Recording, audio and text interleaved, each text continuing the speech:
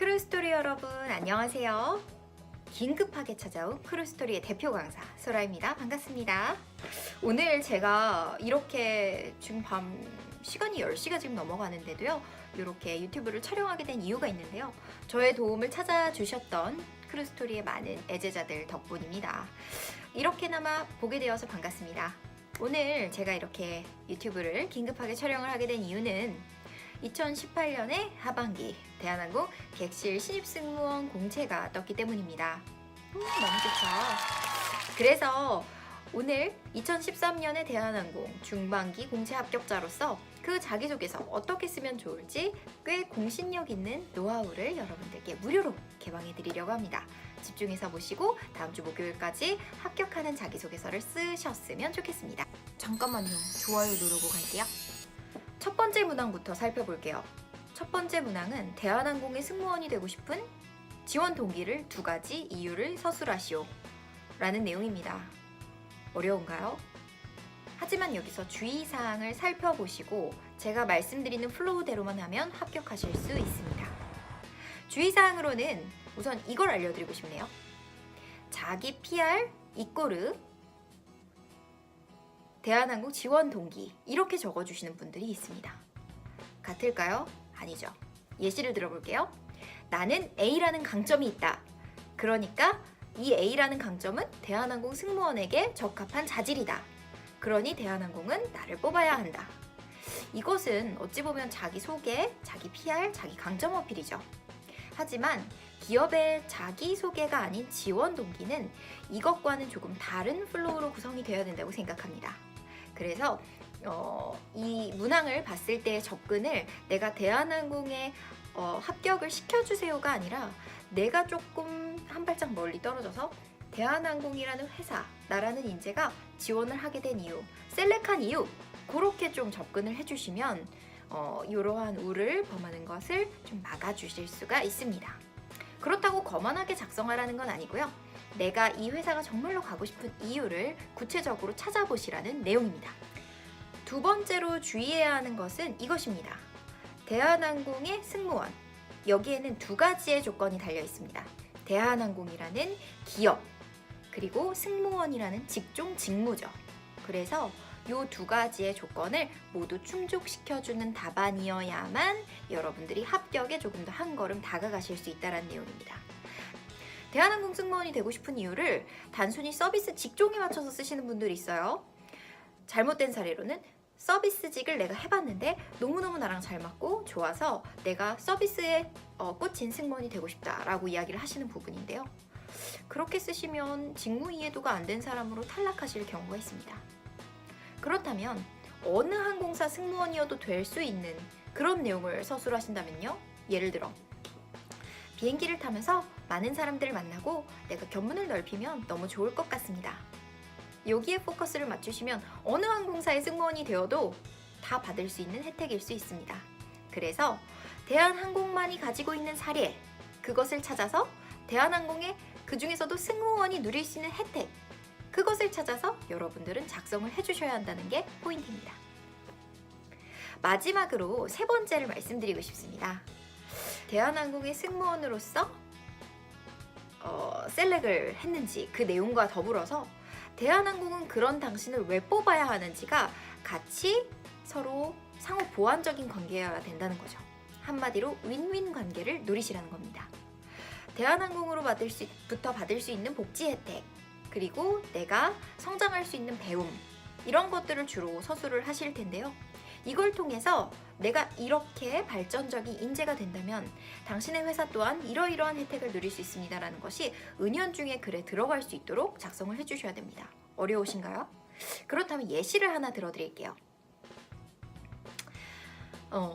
네. 대한항공에는 사람의 가치를 가장 중요하게 생각하기 때문에 사람이 사람을 도울 수 있는 멘토링이라는 제도를 전사적으로 실시하고 있습니다. 물론 대한항공의 객실 승무원도 마찬가지입니다. 대한항공의 객실 승무원이 된다면 바로 1, 2년 선배, 직속 선배로부터 실무적인 것들에 대해서 쫙 흡수받고 교육을 받을 수가 있고, 뿐만 아니라 거의 50주년 정도의 역사가 되는 대한항공의 항공과 안전 관련한 교육 서비스들을 수료하면서 나는 더 멋진 항공안전 전문가라는 꿈을 여기서 키워나갈 수 있습니다. 좋아요, 구독 눌러주실 거죠? 약속! 두 번째 질문은 이것입니다. 팀플레이어에게 가장 필요한 자질 하나를 제시하고 그리고 그것에 적합하다고 생각하는 자신의 예시를 들어라. 대충 이런 내용인데요. 팀플레이어라는 것은요, 협동심입니다. 한국말로. 협동심이라는 것은 2인 이상의 많은 그룹원들이 하나의 마음으로 공통된 목표를 가지고 수행해 나가기에 노력해 나가는 과정이죠. 그렇게 마음을 합치시키려면 여러 가지 자질이 있겠죠. 예를 들어 지금 대표적으로 생각이 나는 것은 겸손함, 칭찬, 긍정에너지, 소통, 공감, 경청, 배려, 이타심 등등 여러분들이 생각하는 그것입니다. 하지만 이것을 어떻게 풀어나가야 될지 우리는 생각해 봐야 할 거예요. 우선은 제가 여기에 팁을 하나 드리려고 합니다. 첫 번째로는요. 사례를 먼저 생각을 해보셔야 됩니다. 사례. 팀플레이어를 했던 사례는 조금 더 쉽게 가려면 나의 위치로 생각해 보시면 됩니다. 이 위치라는 것은 어떤 팀원에서 막내의 역할일 수도 있고요. 중간자적인 역할일 수도 있고요. 리더의 역할일 수도 있습니다. 그럼 첫 번째, 막내의 역할은 어떤 것일까요? 막내로서 내가 커피도 사가고 미리 가서 청소도 좀 해놓고 언니, 오빠들 동아리방 깨끗하게 쓸 수 있도록 방향제도 예쁘게 이렇게 좀 향기 좋은 걸로 갖다 놓고 항상 칭찬과 응원의 말로 사람들을 긍정 에너지로서 하나로 화합시켰던 그런 부분을 기술해 볼 수도 있겠죠. 저는 딱히 막내도 아니었고요. 그렇다고 조장을 하는 스타일도 아니었는데요. 네, 그렇다면 중간자적 역할로서 1학년 후배와 아니면 저 어린 동생과 4학년 선배 그리고 나이 많은 고참 요 사이에서의 중간자적인 역할을 해서 나는 매주 화요일마다 모임을 만들고 서로의 이야기를 좀 들어볼 수 있는 시간, 예를 들면 무기명 투표를 했다거나 무기명으로 자기의 사연을 좀 적었다거나 그런 것들을 읽어보면 서로의 마음을 융화되는 시간을 내가 만들어봤다. 이런 것들도 좀 괜찮죠. 마지막 세 번째 리더는요. 카리스마형 리더, 서번트적 리더라고 한다면 저는 이 후자를 대한항공 승무원에게 조금 더 맞다고 이야기를 드리고 싶습니다. 우선 카리스마형 리더의 대표적인 경우는 강호동 씨를 들 수 있고요. 서번트적 리더의 대표적 유형은 유재석 씨를 들 수 있습니다. 조금 자신을 헌신하고 자신을 조금 더 낮추고 겸손하게 유지하면서 다른 팀원들을 다 높여주고 다른 사람들의 이야기를 좀 많이 들어주고 최대한 이타적인 사람이 서번트적 리더십에 가깝습니다. 그래서 내가 먼저 나서서 일을 더 많이 했고 그 모습을 보고 본보기로 후배들이 나를 좀 따라주었다. 이런 내용도 괜찮고요. 아니면 어려워하고 힘들어하는 후배들, 동료들을 챙겨가면서 그 낙오된 친구들에게 내가 시간이나 노력이나 시간, 노력, 돈 등등 이런 것들을 투자해가면서 개인적으로 낙오되는 사람 없이 이렇게 끌고 가려고 하는 그런 유재석 씨 같은, 유느님 같은 그런 발휘했었던 사례들을 빨리 찾아보셔야 된다는 겁니다. 두 번째로는요, 이런 것들이 있어요. 주의해야 되는 점이기도 한데요. 소속 단체나 부서 이런 것들이 좀 명확했으면 좋겠어요. 그리고 20세 이후에 성인이 되어서의 일들이면 좋겠어요. 기업에 쓸 때 좀 중고등학교 일들을 서술하시는 경우가 있는데 그것은 좀 유아적인 그런 느낌을 줍니다. 그리고 성인이 됐을 때는 그런 일을 안 해봤나? 이러한 의구심을 품게 하기도 하죠. 그러니까 꼭 성인 되어서 이후의 일을 생각을 해보셨으면 좋겠고요. 그리고 아까 말씀드린 것처럼 그냥 사적인 자리, 친구들 사이에서 내가 이런 역할인데요, 엄마 같은 역할인데요, 이런 거 안 되고요. 가족들 사이에서 내가 맏언니 같은 이런 것도 안 됩니다.